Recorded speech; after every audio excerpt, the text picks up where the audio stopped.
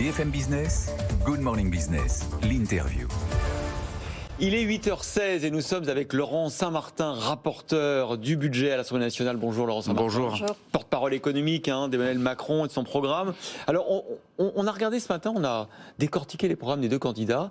D'un côté, 50 milliards de dépenses pour Emmanuel Macron, 68 milliards de dépenses supplémentaires pour Marine Le Pen. Vous êtes deux candidats dépensiers. Oui, enfin avec une différence notable, c'est que dans le premier cas c'est financé et budgété, dans l'autre c'est le grand n'importe quoi du chiffrage. Mais comme d'habitude avec Marine Le Pen, on n'est pas surpris cette année non plus. Par contre, pendant les 15 jours qui viennent, il va falloir le dire, il va falloir le démontrer. Alors justement sur le financement, parce que vous dites ça, bon eux nous disent nous on finance avec la lutte contre la fraude sociale et fiscale. Ouais. Vous nous dites on finance les 50 milliards de dépenses supplémentaires, on reviendra sur le détail des dépenses. Vous dites on va faire 15 milliards d'euros d'économies sur la modernisation et la numérisation de l'État, 20 milliards de réduction des dépenses courantes. Que ne l'avez-vous pas fait pendant le premier quinquennat? D'abord, nous l'avons fait, partiellement, nous l'avons fait. Il ne vous a pas échappé qu'à partir de la moitié de ce premier mandat, nous avons confronté des crises majeures et inédites qui nous ont empêchés d'aller un peu plus loin dans la réforme de l'État. Mais nous l'avions initié, c'est vrai notamment au ministère du Logement, c'est vrai au ministère du Travail, et ça a porté ses fruits. On a fait plus de 6 milliards d'économies déjà sur les 2 premières années à ce niveau-là. Mais pour répondre à votre question, notre programme et les 50 milliards de dépenses vont d'abord se financer par la croissance et par l'emploi. Quand on a déjà réduit l'emploi, le chômage, et qu'on a augmenté l'emploi dans notre pays de façon inédite depuis 15 ans, on est en droit de penser que nous pouvons faire mieux encore sur un second mandat.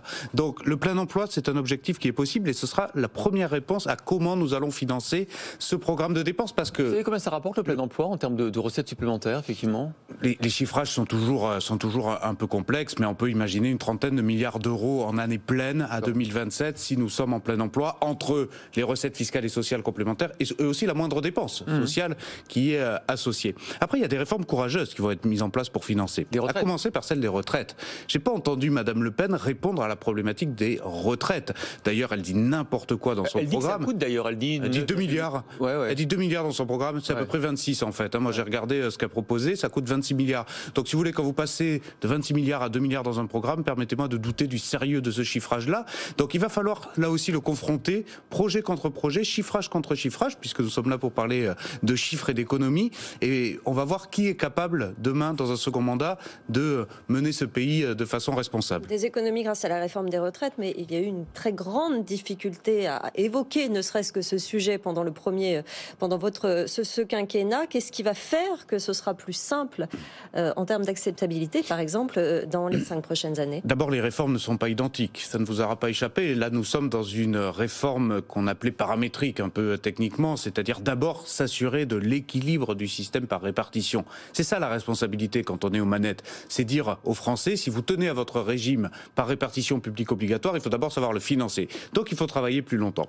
Mais le travailler plus longtemps, c'est aussi le meilleur levier pour financer nos autres besoins en termes de modèle social. Une retraite minimale plus importante, 1100 €, alors qu'elle était encore il y a pas si longtemps en dessous des 1000 €. Mais aussi financer la dépendance. Tout le monde dit qu'il faut mieux s'occuper de nos aînés, et c'est vrai. Donc il faut aussi savoir le financer.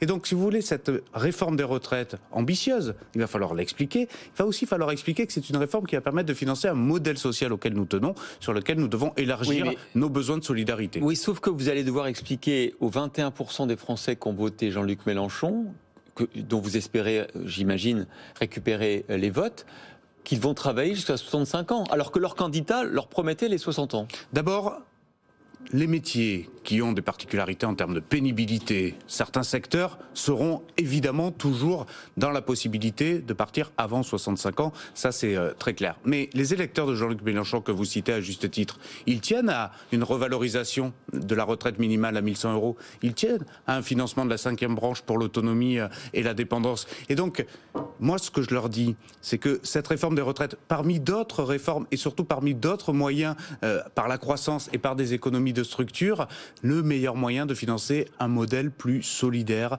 plus finalement respectueux de ce que nous sommes en France depuis 1945, c'est-à-dire un modèle où ceux qui travaillent financent ceux qui sont dans le besoin. Et cette protection sociale à laquelle nous tenons et à laquelle ces électeurs tiennent tout particulièrement, nous voulons le renforcer. Est-ce que, entre les deux tours, vous allez un peu modifier le programme économique? Est-ce que, par exemple, en termes de réduction d'impôts, que ce soit pour les entreprises ou les particuliers, vous êtes en train de réfléchir à une nouvelle mouture? D'abord, la réduction d'impôts, ça marche. La réduction d'impôts, nous l'avons fait à hauteur de 52 milliards d'euros pendant ce premier mandat. Je le rappelle, en 2017, nous avions annoncé dans notre programme 20 milliards. On en a fait 52, parce qu'on s'est rendu compte non seulement que c'était bon pour le pouvoir d'achat, c'est bon pour la compétitivité, c'est bon pour l'emploi. Si aujourd'hui on a un chômage à 7,5%, le plus bas depuis 15 ans, si on a un chômage des jeunes au plus bas depuis 40 ans, c'est parce qu'on a permis à nos entreprises d'embaucher et d'être plus compétitives, notamment en baissant leurs impôts et leurs taxes. Donc oui, on va continuer. Les impôts de production pour les entreprises, pour qu'elles relocalisent notamment nos industries, et puis pour les ménages, la suppression de la redevance télé, pour continuer effectivement à leur redonner du pouvoir d'achat, parce que les Français le demandent. On a bien vu que c'était une thématique importante pendant cette campagne de premier tour, ça le restera dans la campagne de second tour. La suppression de la redevance audiovisuelle aussi, l'allègement de la fiscalité sur les successions. Alors oui, c'est également un sujet important. Il est sensible ce sujet parce qu'il touche à l'intime et nous sommes partis du principe que les classes populaires et moyennes devaient être davantage accompagnées dans le rehaussement de l'abattement fiscal permettant de payer moins d'impôts finalement quand vous êtes imposé sur vos successions. Là aussi, c'est plus de pouvoir d'achat, c'est aussi un peu plus de justice pour ces classes moyennes qui peuvent être parfois taxées de façon trop importante sur les successions.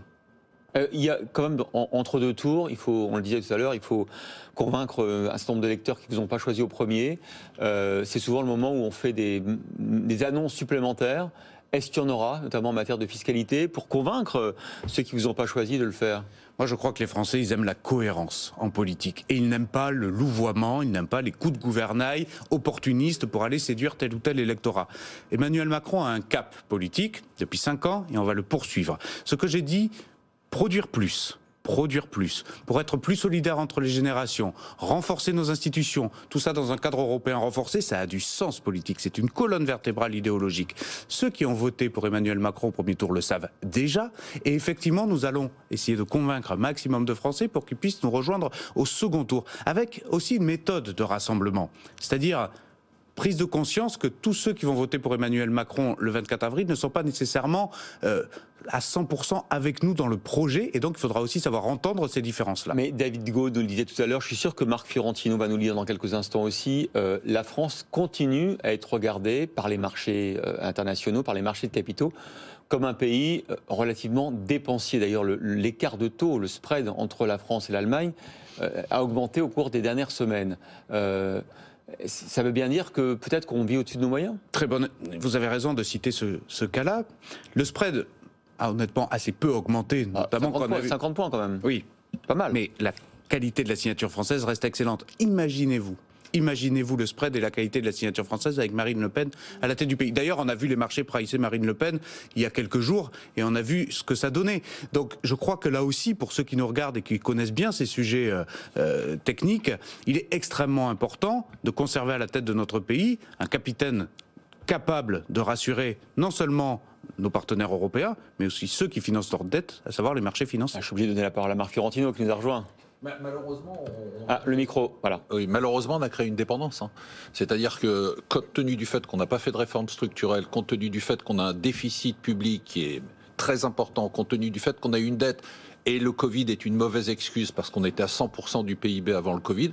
Aujourd'hui, on est totalement dépendant. C'est-à-dire on est dépendant de nos créanciers. De toute façon, leur marge de manœuvre et la marge de manœuvre des opposants sera la même. Elle est nulle. On ne peut rien faire parce qu'on dépend de la Banque Centrale Européenne qui finance notre banque. Vous n'avez pas de marge de manœuvre? Écoutez, il y a ceux qui ont fait et puis il y a ceux qui parlent en politique là-dessus. Entre 2017 et 2020, nous sommes la seule majorité à avoir permis à notre déficit public de passer durablement sous la barre des 3%. C'est vrai que la crise Covid a tout renversé. Mais nous étions sous les 3% de façon durable et nous avions stabilisé et commencé à rembourser notre dette. Nous étions sous les 100%. Alors c'est vrai qu'on peut toujours considérer que le rythme est trop lent. Mais nous sommes un pays, et moi je l'assume, avec un modèle social qui nécessite de la dépense publique. Et nous avons baissé nos impôts et nous avons réussi une équation qui paraissait complexe, mais c'est vrai que le rôle de la Banque centrale là-dessus était important. Baisser les impôts tout en maintenant un niveau de protection sociale important et tout en créant des emplois. Ça, nous l'avons fait et nous avons démontré que nous le ferons. Et pour rassurer ceux qui nous regardent, oui, nous stabiliserons notre dette et nous commencerons à la rembourser dès 2026. C'est bien dans notre programme.